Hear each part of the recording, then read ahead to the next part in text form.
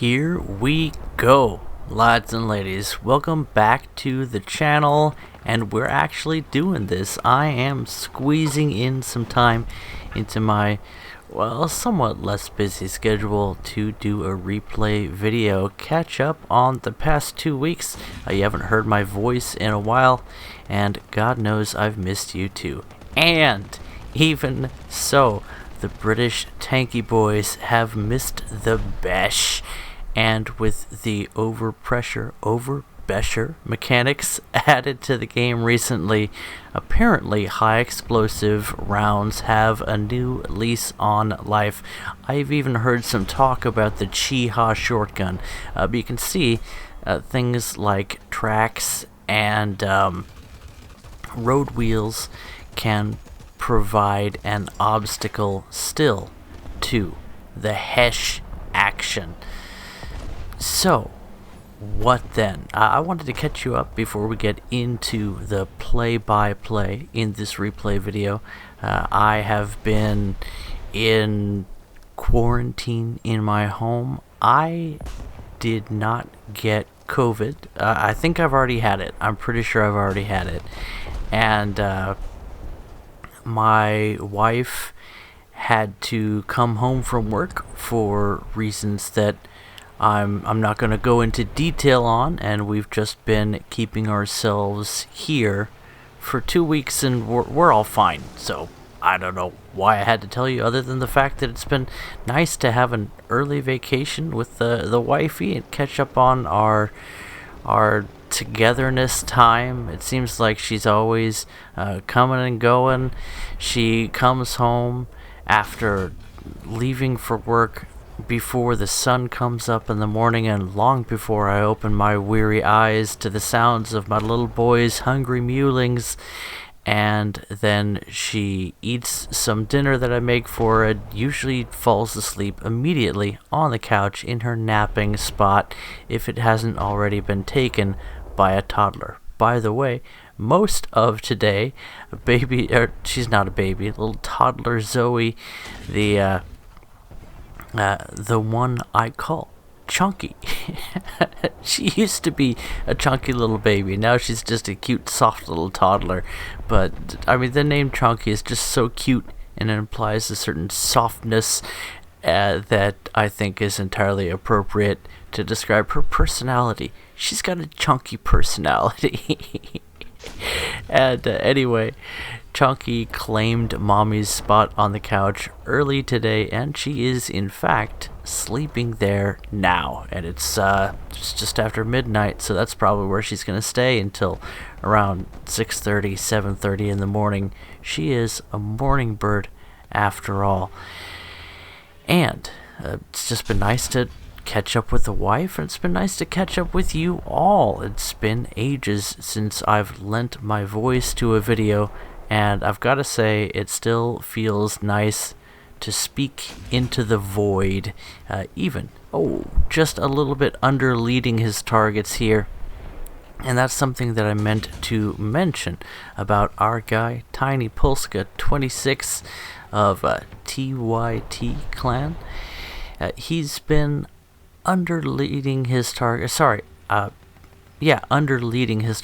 a bit in this match at range, and I think that has to do with the fact that he's a little bit excited, and you just can't blame the guy. It's not all that often that your 7-0, 7-3 Centurions get down-tiered into a 6-7 match instead of getting up-tiered into the 8-0, 8-3 hellscape that is high-tier premium territory, along with all the other vehicles that flesh out that BR and make it the Deadpool that it is. It's the same kind of effect that you saw with 5-7s getting up tiered to 6-7 constantly when things like the T29 were coming to the game.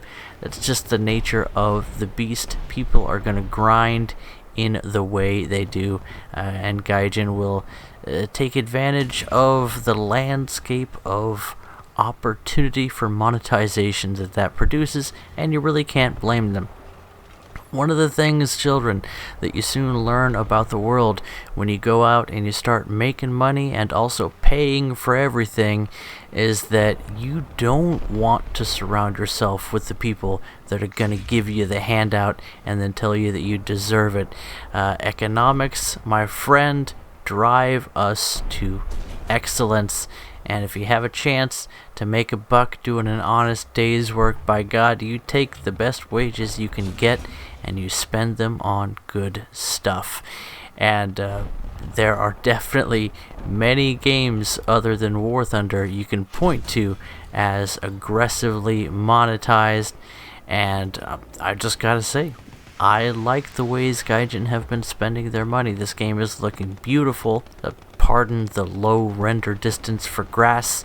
That's my own fault. There's a certain unavailability of current gen graphics cards, and it's about time for me to upgrade, so a man's gotta do what a man's gotta do.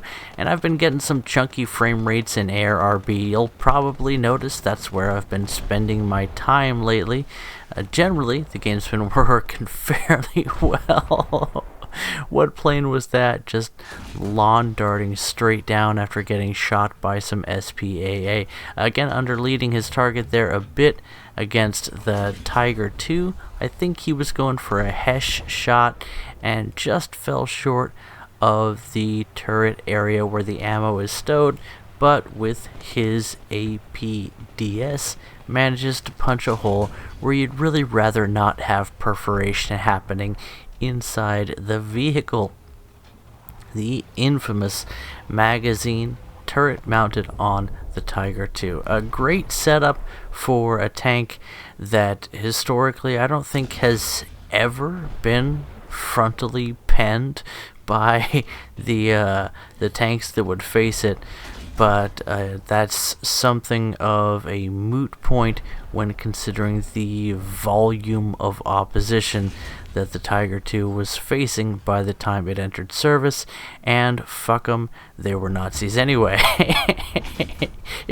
It's nice in times like this to realize that there really were bad guys wearing uniforms and marching in a row and everything. And historically, it's good to remember those kinds of things. And by the way, TinyPolska was just taken down there by the Jagd Panzer. So Jagd Panther. Sorry for not showing that.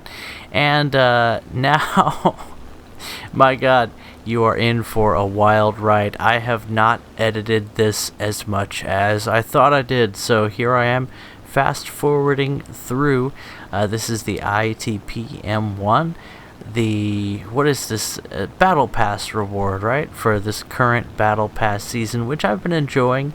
It's been a nice excuse to spend a certain amount of time in the game and then get off of the online multiplayer, because my life is not scheduled, my life is not structured around online multiplayer games right now. I've got the little boy, the baby man, and he is very, very heftily built. I'm amazed constantly at his burliness and his joie de vivre and general zest of his actions. He's a little worker, I tell you. He's constantly working on some simple little grunty boy task, and he scratches himself a lot. He's constantly scratching. He's got sensitive skin, just like Papa, and he doesn't have the sense to keep from itching. So that's something that I'm hoping he gets over soon.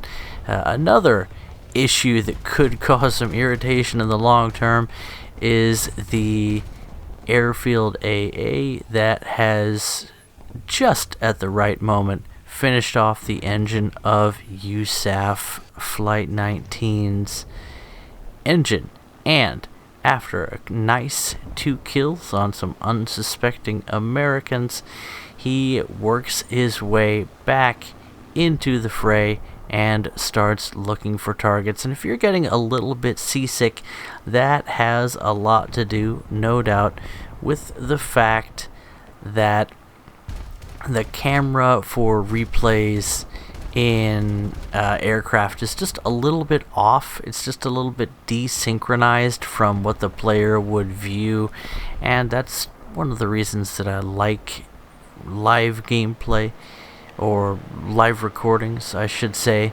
for aircraft. But you know what?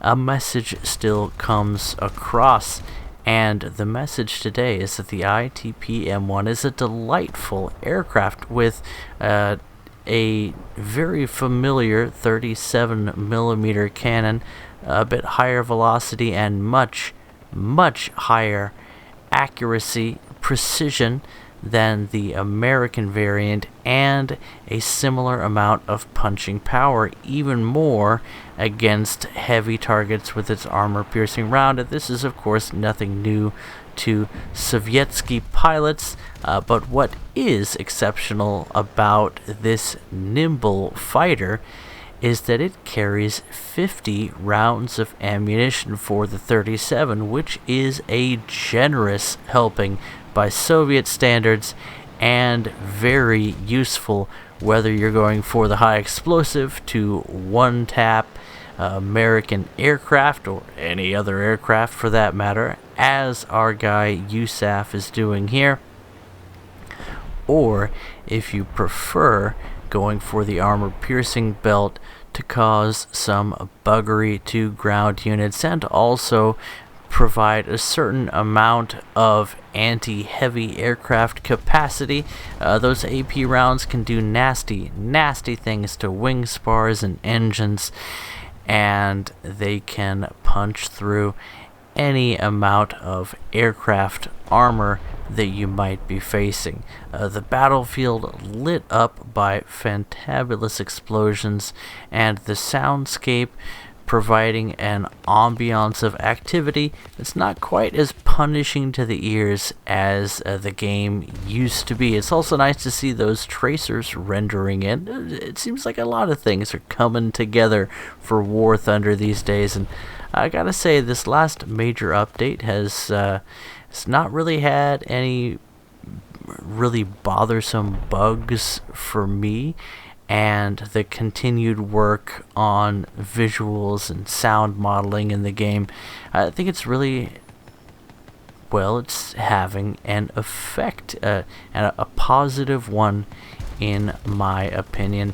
I've been avoiding ground battles just because I'm trying to make progress on the battle pass, and well, our guy USAF didn't spend quite as much time avoiding ground fire as he could have, but he had already lived fast and made his impact on the world just before he made his impact in the ground. Now, back to TinyPolska, because he has been sending me replay after replay in the eager hope that I would feature a replay video on the channel someday soon, and in fact, here I am. So if you stuck with me this long, you are in for a true treat as he lights up the booty of the Swedish cheese wedge, and we get right into the action with the what is this, the Begleitpanzer, I think? In any event, this is, as far as I recall, a naval repeating cannon, a heavy autocannon you might say, mounted on the chassis of an IFV with a very effective anti-tank guided missile strapped to the side of the array, and with some interesting shots that I would have expected to go through. I don't know if there's something of a delay. Again, it's ground forces. These things happen. Rounds have to take a little while to decide if they're going to ghost on you, and watching this thing fire just never ceases to amuse me.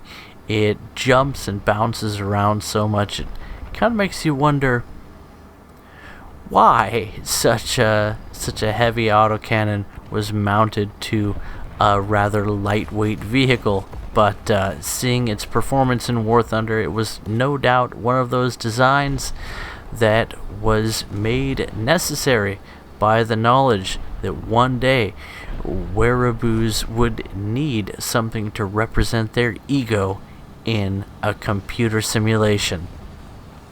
In any event, with a nice 5 kills already and in a vehicle that is more or less expendable, TinyPolska now has a free reign of the battlefield. If he wants to play aggressively now, he very much can, and if he wants to let enemies come and drive right in front of his target reticle, well, that's also an option he has as well. And I'm not quite sure how that worked out. I suspect that our guy TP probably had a better view of the battlefield than the replay camera angle would have you believe. And also maybe that tree was knocked down as well. That's one of those things that you encounter in replay videos, is sometimes a piece of foliage will despawn in the match, but it doesn't register that in the replay video. The little things like that, little artifacts, little what's it called, idiosyncrasies, those have been in the replay system for quite some time. Frankly, I'm just happy to have a system where I can share what other people have been doing in the game. That was the reason that I started making YouTube videos in the first place, just to share what's going on with me and the games that I'm playing. And it's nice to be able to extend that to other people. Say, hey, check it out.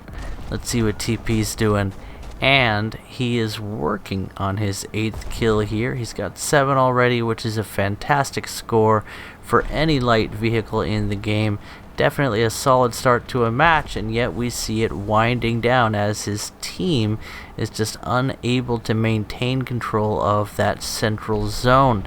And here comes another poor bastard. This time, no mercy for the Falcon, one of the most dangerous SPAA in the game, and a highly effective tank destroyer capable of punching through those little weak spots that every tank seems to have in this game with an incredible amount of firepower, rapid fire, armor-piercing, high explosive rounds that are somewhat uncommon among larger autocannons in the game, and for obvious reasons. They absolutely shred the things that they manage to poke through. And yet, of course, the description of the danger of that Falcon lasted longer than that poor bastard's spawn in the first place, as he drove straight to the middle of the map and was shattered. Now, is that a warrior? I think IFV backing out. Big light Panzer lining up his shot, and with the first round of a quick volley taking down the British IFV. Another very capable vehicle in the game of War Thunder, a light vehicle, not a lot of spawn points to bring one in, and they generally pay off fairly quickly in firepower and scouting potential. But if you're going straight to the middle and you're not checking your corners and getting cover from your allies, paying attention to the minimap where the warrior could have just seen that Falcon get taken down moments ago and presumed that he was taken down from this ambush position, well, then things could have been just a bit different. And yet, catching a whiff, excuse me, dead legs.